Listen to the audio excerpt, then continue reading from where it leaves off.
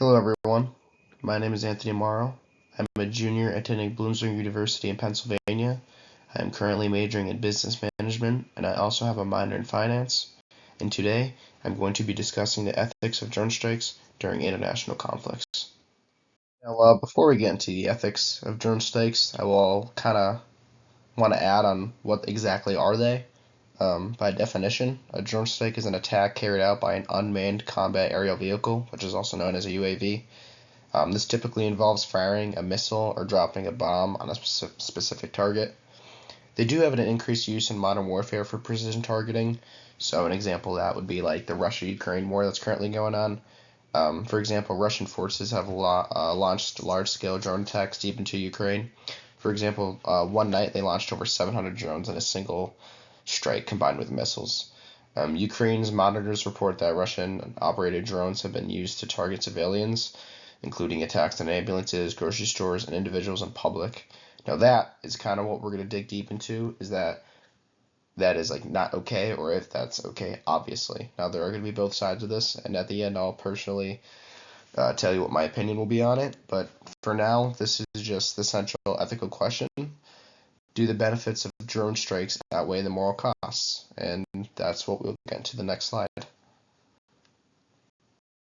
Now, in this slide, we're going to dig a little bit deeper into like the ethics part, and obviously we're doing the arguments in favor right now. And it all really leads to this first bullet point. Like this first bullet point covers a lot. And the precision targeting can reduce the risk to soldiers. Now, precision targeting with our technology nowadays works on a very high level. There are things like sensors and surveillance, which drones carry electro-optical daylight and infrared cameras, radar, geolocation, intelligence gear, and that's why that allows our soldiers to be safe, because it keeps them out of harm's way. Strikes can be launched from far away. Our soldiers can strike these drones from far away, so pilots and ground troops don't need to enter the immediate fight and engage the target. Now that's huge, right? And also the precision targeting itself, which leads into our next point, can minimize collateral damage and compared to conventional airstrikes. These conventional airstrikes are manned jets, obviously, and it's not all the time, but a lot of the time it can be manned jets, and they're very talented at what they do, but sometimes they can miss because sometimes they only have a couple seconds to understand what they're hitting, where they're hitting, and how to hit it, right? So, like, these drones, you can scout out where you need to hit and easily hit your target with all the technology we have nowadays. And that is just it all comes down to that precision targeting. It really is huge. And going into our next couple bullet points, which are important but not as important as the first two, they're seen as a tool of deterrence and strategic advantage. That is more for war purposes, I would say, rather than just drone strikes in general now, because obviously drone strikes aren't always an active war. Some of the time they can be, some of the time they can't be. They can monitor high risk areas for extended periods of time. So that obviously what I was saying about the technology we have with the precision targeting, they can monitor, and then because you're monitoring and you're improving intelligence, it'll have a better precise target, obviously, which will also reduce the risk to soldiers.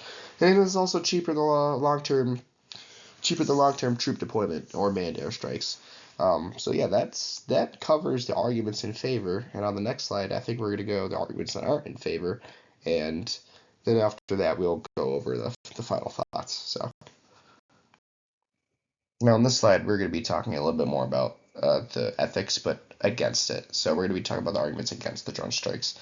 Now this first point is obviously a big one, which is mistargeting or misidentification can kill or injure innocent civilians. Now nobody wants that. Nobody wants innocent civilians to be injured or killed, but sometimes that is what unfortunately happens. And the big reason is because of technology like difficulties. Now our technology is great and it is improving, but these simple mistakes like faulty or incomplete intel or sensor limitations and poor conditions, mistaken identification, all things that these drones can unfortunately have a mishap, and that's just what happens. And unfortunately, that is what the fallout could be, which is the innocent civilians being injured or killed. Now moving on to we're going to jump around here and go to the third point, which is fear and trauma affect local populations and communities. Now, if your local population community are getting these drone strikes, you're in war, you might be mentally like checked out. Like you might have PTSD even though you're not.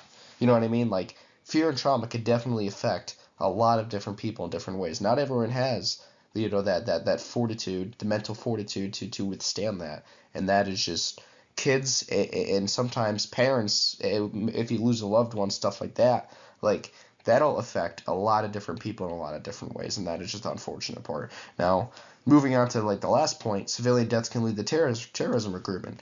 Imagine like a couple families lose a couple family members, like they may want to retaliate to whoever is doing this to them. So, like you may want to recruit people, and that may start a terrorist group, and then that terrorist group may grow larger and larger, and then they'll be one to watch out for because something like a mishap happens with a drone strike and their family members are unfortunately killed in it. And now another thing is strikes in foreign countries without consent may breach international law, which is another thing because those are laws that are being breached, which if you don't figure that out, like some countries will get angry and stuff like that, and war could happen just because of a simple mishap like that, right?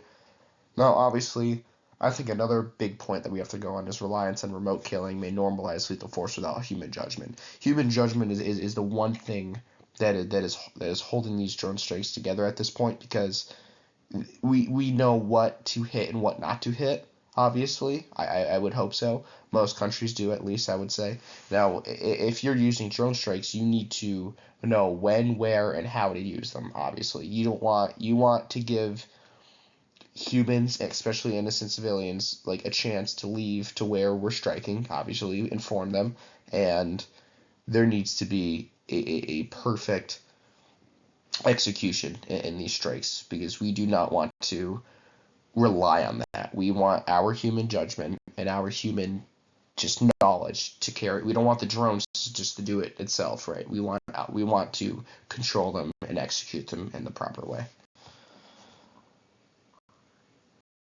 Now, before I get to my final thoughts, I do want to talk a little bit about these ethical dilemmas of these drone strikes. Now, we're not going to go too deep into them, but I just want to inform you all about a couple of these. Civilian versus combatant distinction. Difficulty in ensuring only combatants are targeted. We talked a little about in these last couple slides, so I'm not going to go over too deep. But there needs to be distinction of only combatants being targeted, not innocent civilians. This is basically the same thing with the next one. Proportionality of force. Balancing military objectives with potential civilian harm. That just can't happen. You know what I mean? Just you got to keep the military combatants on one thing, and you got to keep innocent civilians on the other. That's what's got to be. This is a one that I wanted to go over. Remote killing. Is it morally acceptable to make life and death decisions from thousands of miles away? Meaning a drone strike. So we're thousands of miles away committing a drone strike, and we are obviously killing other human beings. And is that morally acceptable? Right? And that is not necessarily up to us, but I guess we can all have an opinion on it, right? Now, these last two are sovereignty and consent and accountability and transparency. Now, these ones aren't super important to me, but just something I want to point out, obviously. Striking another country without government approval, and who is responsible for mistakes of unintended deaths.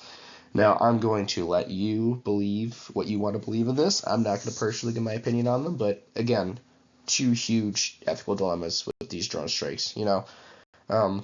And now we're going to go to the next slide where I'll give my opinion and my final thoughts on just the overall ethics of drone strikes and where I kind of side with them.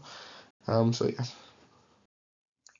All right, we made it to the final slide, and here is my final thoughts and the last couple points I want to go over on the ethics of drone strikes here. So I personally believe that there is no right side to be on right now when it comes to drone strikes. I think that they offer strategic advantages, but they raise some serious ethical concerns. And I think balancing military necessity with moral responsibility is very complex. And there are a lot of things that you need to obviously question, and there are a lot of things you need to understand and balance. But in the end, I don't think there's a right or wrong. That's what I personally believe. Um, Now, I do want to leave you with these last couple of questions for discussion, and I won't answer them personally, but just a couple thoughts that I want to leave with you guys is: should there be international regulation on drone strikes, and are the benefits of drone strikes worth potential civilian harm? Now, those are obviously very big questions when it comes to this topic, but I want to leave you guys with them, and maybe y'all can let me know. So I just want to thank you for watching, and this was fun. I hope you guys had a good time understanding this topic, and yeah, goodbye.